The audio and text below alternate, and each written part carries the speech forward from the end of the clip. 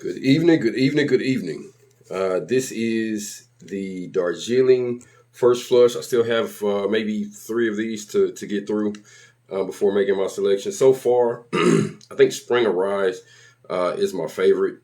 I still really like Spring Royale, and I don't know if I'm even going to try to compare the two. This one is Spring Splendor. Spring Splendor. So the dry leaf, spicy, sweet, but definitely on the spicy side. So I'm expecting, um, you know, I'm expecting that it's not going to be super, super sweet, which is what I'm looking for in a first flush. But, let's check it out anyway. All right. So it's the cold brew. Been really looking forward to drinking this last couple days. So there's the color, nice Darjeeling champagne color, very clean cold brew. And again, the liquor has this strong aroma. As soon as you put your nose to the cup, you're getting it. And it can't help but affect the flavor. But yeah, I mean, very, very strong, dark Darjeeling first flush sweetness. Very reminiscent of, a Darjeeling first flush. I would say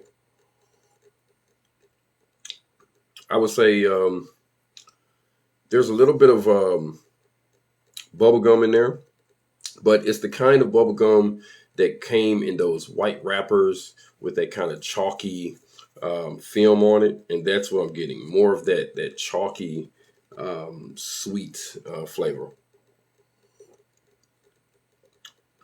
I really like it, and I'm actually going to take a little bit more. The the spiciness is there, and I think the spiciness is kind of what you get is how you get that kind of chalky, maybe we'll call it mineral um, flavor in this cold brew. Very sweet though, very sweet. No bitterness whatsoever. Even when I try to force it to the bitter parts of my tongue, um, it touches it. You know what I mean? Like I can sense the minerality. I can sense what that part of the tongue is supposed to pick up. You know what I mean? But it's not bitter at all. You definitely know you're drinking tea for sure. But again, very sweet, a darker, deeper tone than some of the other first flush teas. All right, let's go to the hot brew. You have 5 grams, and can't judge this material too much because like I said, it's been bouncing around in my backpack for a while. Um, but again, spicy sweet, more on the spicy side. Gonna wash this very quickly here because it really doesn't need a lot. And I think I said before, but it is possible to scorch these Darjeeling first flushes. So definitely want to be careful with the like super hot water. One of these days, I may actually follow the brewing instructions on the Golden Tips Tea website. Their brewing parameters are for Western style brewing, which is steeping it for like 2 or 3 minutes or something like that. I can't imagine. Okay, so the wet leaf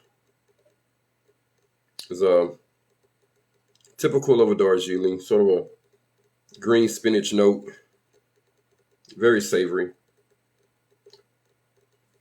I really like it.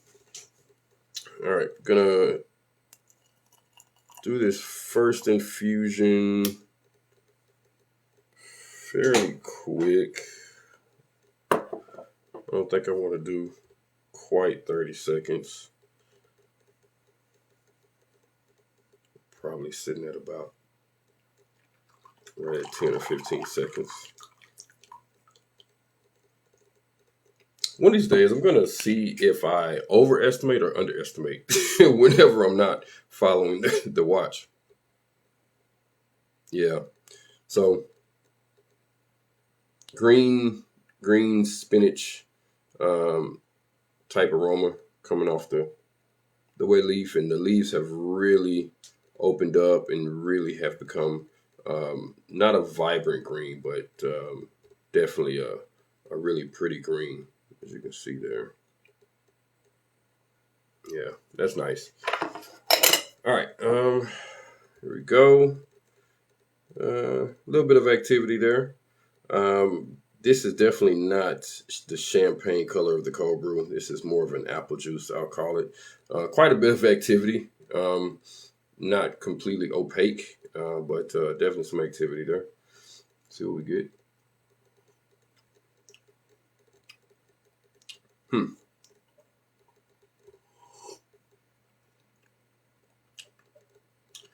All right, so this one was a fairly light brew. And honestly, it's exactly what I expected. Green spinach. No bitterness at all. A little bit of minerality.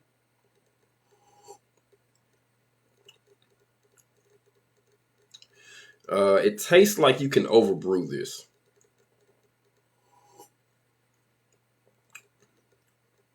And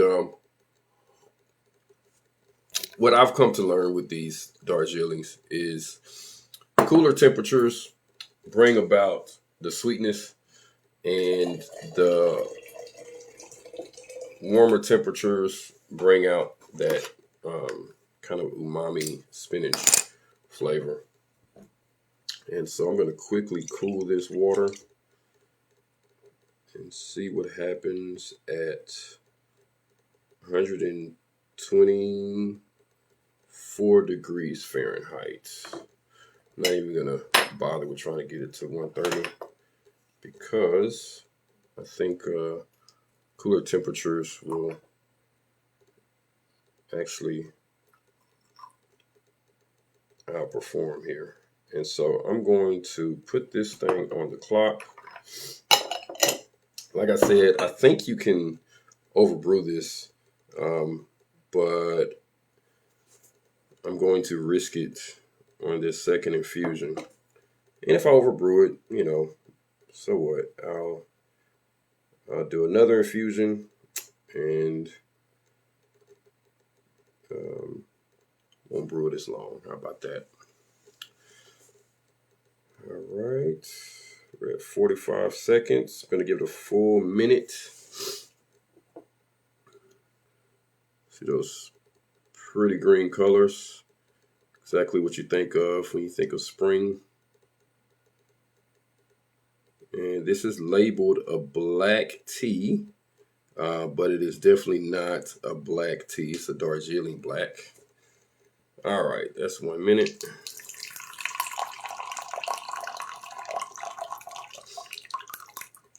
And I've talked about this before. I don't know if it is true or not, but I think the reason why they label these black teas is because they're primarily made for second flush chai tea, which is is chai a black tea? I think chai is a black tea in that it's dark. I don't know if they're really fermenting it though, honestly, because I've seen people make chai like from scratch. You know what I mean? And they're using green tea leaves when they do it. But if you were to just buy chai somewhere, the tea that's in the chai is like dark brown. So the aroma is fading. I'm gonna put the lid on this thing.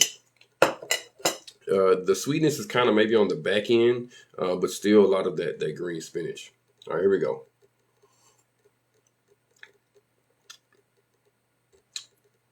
Yeah. So the sweetness is coming through at 100 and 20, 30 degree Fahrenheit water.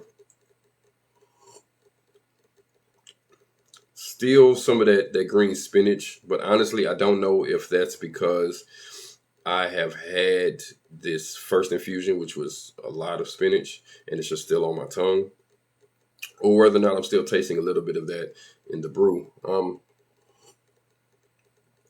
But you definitely for sure get a lot more sweetness at 130 than you do at 180 or 200.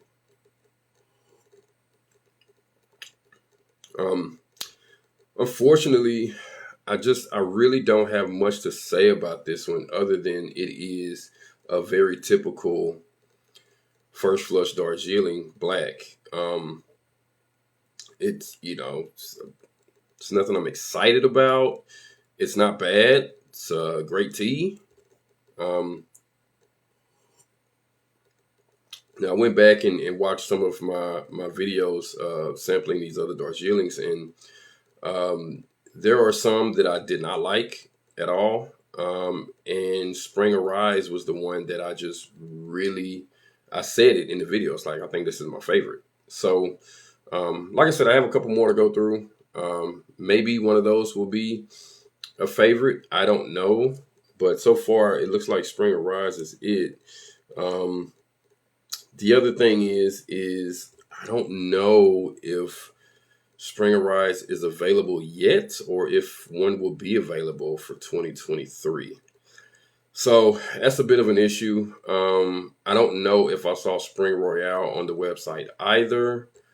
So sort of waiting around to see what's going to happen there. Sometimes I think um, certain estates pick later in the year. I think certain varietals or certain plants that are used to make certain first flushes are picked later in the year. So maybe it's possible they're coming. I don't know, but you know, I say all that because if I cannot get my absolute favorite, then for me, all of these first flushes are going to be similar. Like I said, there's a couple that I just did not like.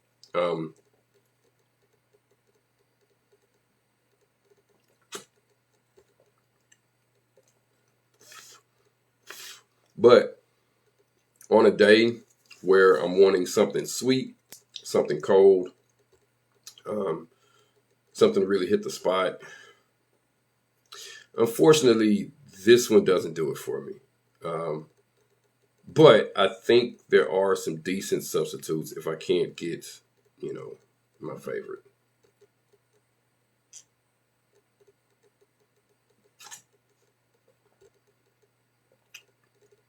Yeah, it's not bright enough.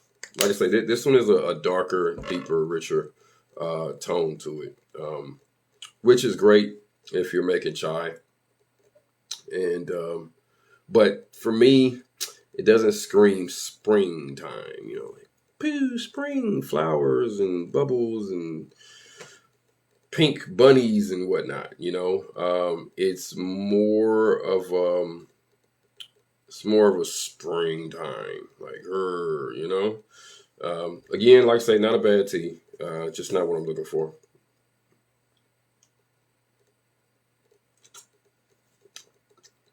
And I really want to like it because, like I said, if Spring Arise or Spring Arise not available, I don't know what I'm gonna do. Oh, anyway, from me to you, I holla.